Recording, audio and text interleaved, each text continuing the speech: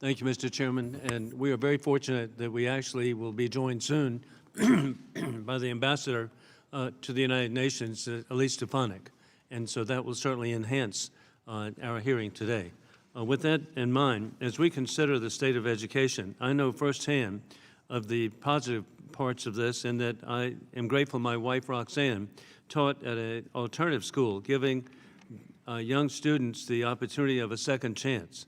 My father served on the school board in Charleston, South Carolina, and my wife and I appreciate teachers where after the third grade, our four sons succeeded in math only because of educators, resulting in our oldest son, Alan, being the Attorney General of South Carolina. Our second son is an orthopedic surgeon. Our third son is commercial real estate, and our youngest is industrial engineering. And these successes are really due to educators making a difference. With that in mind, I believe it's because of the success of local elected school boards. And I very much support President Donald Trump for his courage to promote local elected school boards with the elimination of the duplicative, wasteful, interfering, and federal Department of Education. And the funding clearly should go to the students and not to bureaucrats. With that in mind, Dr. Cooper, the American Enterprise Institute is greatly appreciated for making a difference promoting limited government expanded freedom. The AEI is crucial for addressing the challenges of American families, and we want to thank you for AEI. In your testimony, you note that the Grad Plus program provides effectively unlimited loans to students, allowing them to borrow institutionally determined attendance. In the other words, whether a school says it's 10,000 or 10 million, the federal government will provide a loan. The creation of this has coincided with doubling of the amount of graduate students borrowing.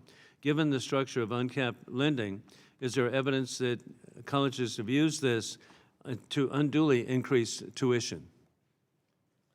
There is absolutely evidence to that effect. As you mentioned, the Grad Plus program is effectively unlimited. Students can borrow up to the cost of attendance as defined by the institution, which means if the institution says it costs $200,000 or $200 million, students are legally allowed to borrow up to that limit defined by the institution. And this has resulted in increases in tuition at the graduate level. A study published last year found that for every $1 of additional Grad Plus money that went out the door, colleges hiked grad school tuition by 64 cents. The Grad Plus program has grown enormously in scale and scope since it was created in 2006, and graduate student loans now account for half of new student loans issued every year by the federal government. So I would argue that the Grad Plus program has gotten relatively out of control, and some sensible caps on borrowing are needed. Well, we look forward to AEI coming and producing alternatives. With that in mind, too, Mr. Taylor, you are right. That the workforce training has delivered tremendous success with partnerships between employers and educators. A Stronger Workforce for America Act was authored by our former chair, Virginia Fox. Do you see what has been the success of that in my home state of South Carolina? We're so grateful. In the district I represent, Michelin Corporation, the largest manufacturing facility in the world. BMW, we want everybody to have an X5. Those are made in South Carolina. And then while you're at it, we can buy a Volvo, Mercedes van, Samsung products, Bridgestone, Japan, Lockheed Martin, Boeing 787-10. We'll be happy to sell everything because of workforce development. So how can this be achieved? Well, you've taken my comments because that's it. It speaks for itself. Industry has benefited, the economy in South Carolina, and ultimately in our country and globally has benefited from that very successful piece of legislation. I think we need more of it. We need to commit and double down on it.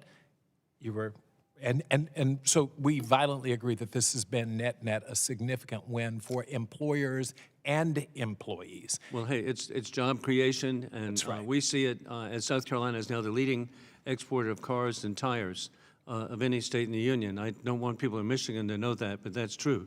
With that in mind, Ms. Neely, too, indeed, parents are under attack. But I'm really grateful that Representative Julia Letlow and the Republicans in the House passed the Parents' Bill of Rights. Is this legislation working? It's a terrific first step. We look forward to continued engagement. We think there needs to be teeth. There needs to be actual, needs to be passed by the Senate. But I'm optimistic that going forward we'll be able to make sure that we deliver as a country for American parents and that we actually listen to them. Well, thank you all for being here today. I yield back.